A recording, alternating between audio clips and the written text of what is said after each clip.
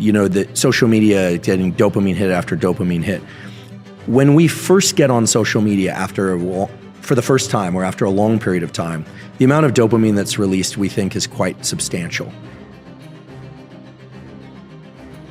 And if you're on social media and you're scrolling and you don't even know why you're scrolling, like you don't even know what you're looking for, your dopamine system has been tapped out and you need to take a break from it. Maybe a couple hours, maybe a couple of days. I think social media is great. I teach science on social media. I see you all the time on social media. There's a lot of great social interaction. There's a lot of opportunity to learn and see things. Some are funny, some are interesting, some are disturbing. But when you're at the point where you're engaging in something and you don't even know what the win is, but you find yourself reflexively engaging in it, your dopamine system is now plummeting.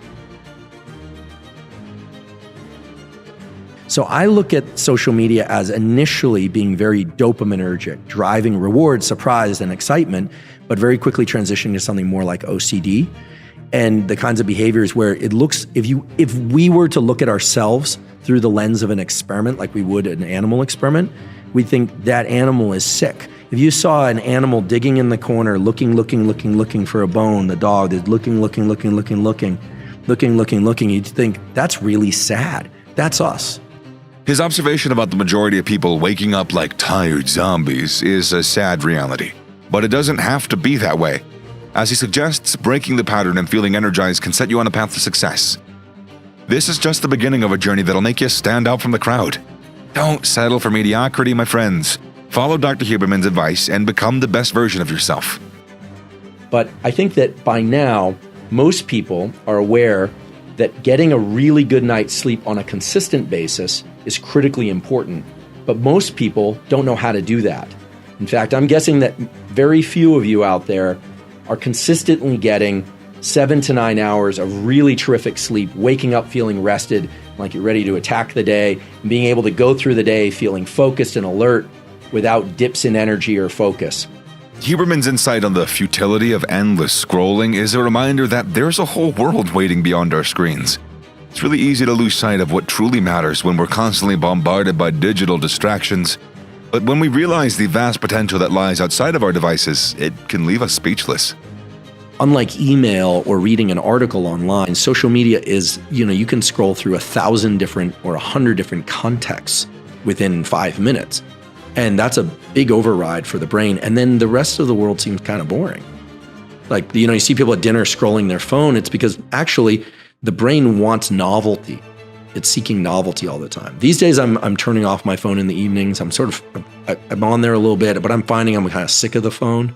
I think a lot of people are kind of hitting this point where they're like, I'll get on social media for an hour or two a day, but this is getting a little pointless. I think it's clear that the level of autonomic arousal that's associated with emotions, either very high or very low, very happy or very sad, very anxious or very angry, clouds our judgment. It's very clear. And I think the sooner we give them too much credence too. They're just feelings, man. Like, we don't have to allow them to overtake us and monopolize everything that we do. They were designed to push us along certain behavioral paths, but they've grown in importance in the last few years. And we could get into a discussion about how social media marketing are designed to capture these very deep limbic aspects of ourselves, and they are. But what's amazing is and important is that everybody has a forebrain. Some people's it seems is more developed than others, but everybody has one, and we have this capacity for what we call top-down control, which is the ability to intervene in our own feeling states and our own action states, and to set some rigor and some real clear marks that we're out to achieve. And I think it's going to start with the generation that's very plastic right now. Yeah, most parents are afraid of stressing their kids, because they don't want to, again, I went to a high school where kids, literally at Gun High School in the last 10 years, kids have, there've been over a dozen, train track suicides. So those are kids that are committing suicide for different reasons, but a lot of them is because they just feel too much pressure. So obviously we can't pressure kids beyond their capacity to regulate. But the idea that all of our internal state should be driven by external things, that's a foolish misstep also. So I think we need to operationalize what we're going to teach the next generation. Maybe our generation isn't really rescuable, but maybe the next generation is. And if they understand that there's some concepts that sound a little mushy, like gratitude or mindfulness or these kinds of things, but as long as they understand that, for instance, gratitude, which we didn't really touch on, involves a whole other neurotransmitter reward system in the brain, the serotonin system, which buffers us against injury. It can improve wound repair. It can allow us to lean back into these high stress regimes. Learning and, kids learning how to toggle their nervous system back and forth between highly, duration, path, outcome, focused states of trying to improve and learn, and then learning how to really relax and chill out and enjoy and be socially connected, because it will allow them to ratchet back in and focus with extreme depth. I suggest people avoid layering dopamine. You have one dopamine system that fortunately can be activated by a lot of different things. So for instance, I love the feeling of being completely rested, going into the gym or going for a run mid-morning after a cup of coffee, hydrating well, using the bathroom, listening to my favorite music on a sunny day. But that's a lot of things layering in for dopamine. And what happens is that if that becomes your hope and expectation, fine. But if that becomes your requirement for actually having a great run or workout, you're in trouble, because the next time it's not going to be that exciting and you're not going to be that motivated. You actually won't perform as well. So people who use stimulants are often very wired and driven, but have challenges there. So then there's the crash, because anytime you have a big peak in dopamine, there's inevitably a trough that mirrors that peak. So you can't have it all. You can't have it all. And my colleague Anna Lemke at Stanford wrote a book, Dopamine Nation. She also was on Rich Roll's podcast about addiction and this playing pressure balance. It's not just about addiction to compounds like heroin, cocaine, amphetamine. Of course, it's that too. But for instance, anytime we have a peak experience, that peak experience can have a long tail on it, but there will always be a trough afterwards in which dopamine feels low and we feel kind of underwhelmed and kind of depressed. The typical mode of action is to take more of the compound or try and engage in more of the activity that brought that dopamine peak. However, the problem is with each subsequent engagement in that compound or that activity, you get a lower and lower peak, but the trough gets bigger and bigger. And this is how people drive themselves into addictions of different kinds, behavioral addictions and other kinds of addictions. If you're very, very stressed, or you're very, very upset, two things happen. One, it's very hard to take your focus off whatever it is that's upsetting you. And if you don't know what's upsetting you, pure anxiety, but you don't know why, it's very hard to take your mind off of the feelings of anxiety. In those states of mind, there's another component, which is that for whatever reason, and no one really understands why this is, it feels as if the state that you're in will go on forever. Now, when we're in happy, relaxed states, rarely do we think, gosh, this is going to go on forever. And yet when we are in these unfortunate states of mind, we get the idea somehow, it sort of hijacks our perception of time, and we feel like this is never going to stop. If we turn to the body and certain behaviors, we talk about what those are, we are able to move ourselves along the autonomic continuum. And at that point, when we've done that successfully, and it's actually quite straightforward to do, we are able to think about things differently. We start to get a sense that the way we feel might not be the way we're going to feel forever. And it's in those shifts that we start to realize, my mind actually is not my best friend at these extremes, but there's a lot more to it. You're only getting the tip of the iceberg in those states. So that's why I say, if you can't control the mind with the mind, look to the body to control the mind.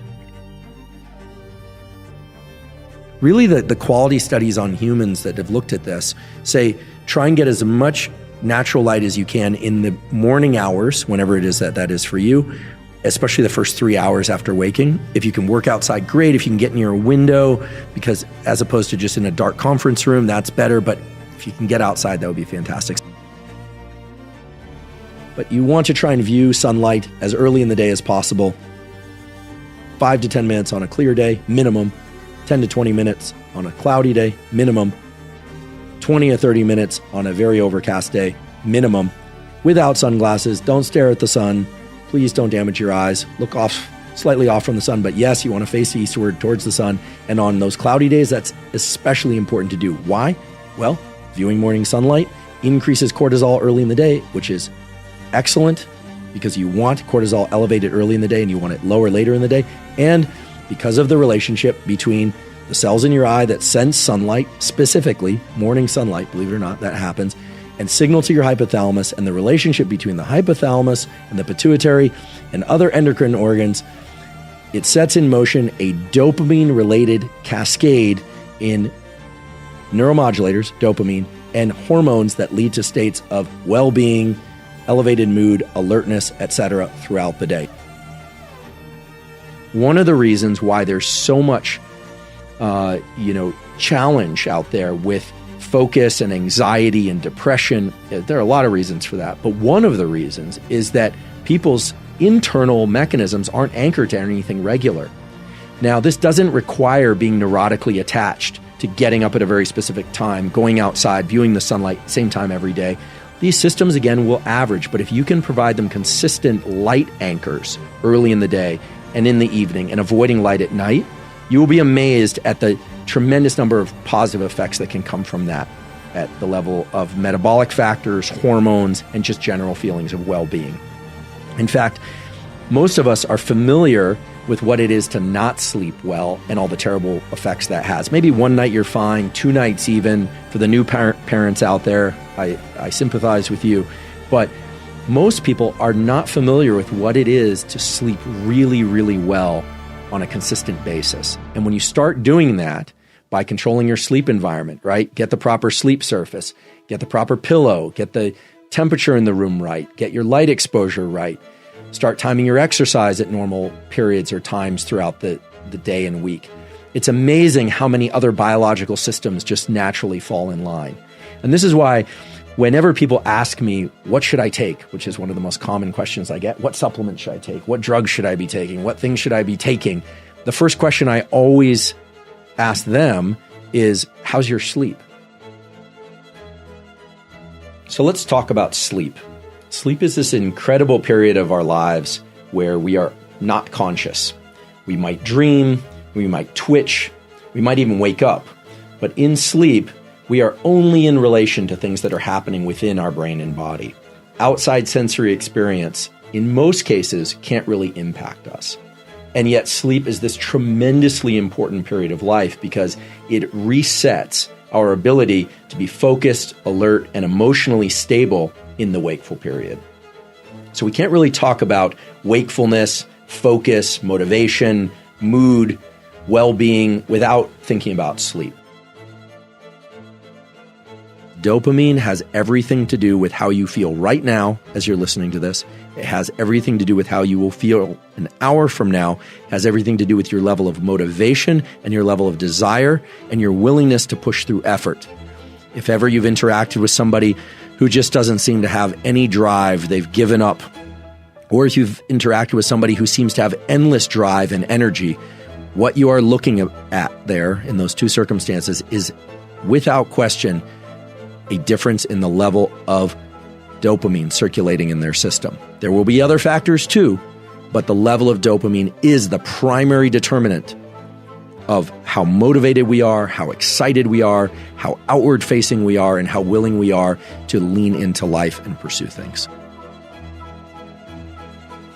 And from that, I will suggest a protocol by which you can achieve a better relationship to your activities and to your dopamine system. In fact, it will help tune up your dopamine system for discipline, hard work, and motivation. Hard work is hard. Generally, most people don't like working hard. Some people do, but most people work hard in order to achieve some end goal. End goals are terrific and rewards are terrific, whether or not they are monetary, social, or any kind. However, because of the way that dopamine relates to our perception of time, working hard at something for sake of a reward that comes afterward can make the hard work much more challenging and make us much less likely to lean into hard work in the future. What we're going to talk about now is how the dynamics of dopamine release that you already are aware of, plus an additional dynamic that we haven't quite talked about, can allow you to leverage dopamine in a way that really will bring you to the holy grail of motivation and drive, which is when effort starts to become the reward itself. In other words, when friction becomes the reward. I know that sounds crazy to some of you, but when friction becomes the reward, you can pass from an idea and a goal, no matter how daunting, to successful completion of that goal while experiencing what essentially will feel like pleasure the entire time. Now, that doesn't mean it will be bliss the entire time, but what is very possible is to leverage the dynamics of both dopamine peaks and dopamine troughs in order to not just maintain your baseline level of dopamine, but to also pull yourself out of any kind of procrastination or other kind of overthinking trenches very quickly and get back into a mode of pursuit.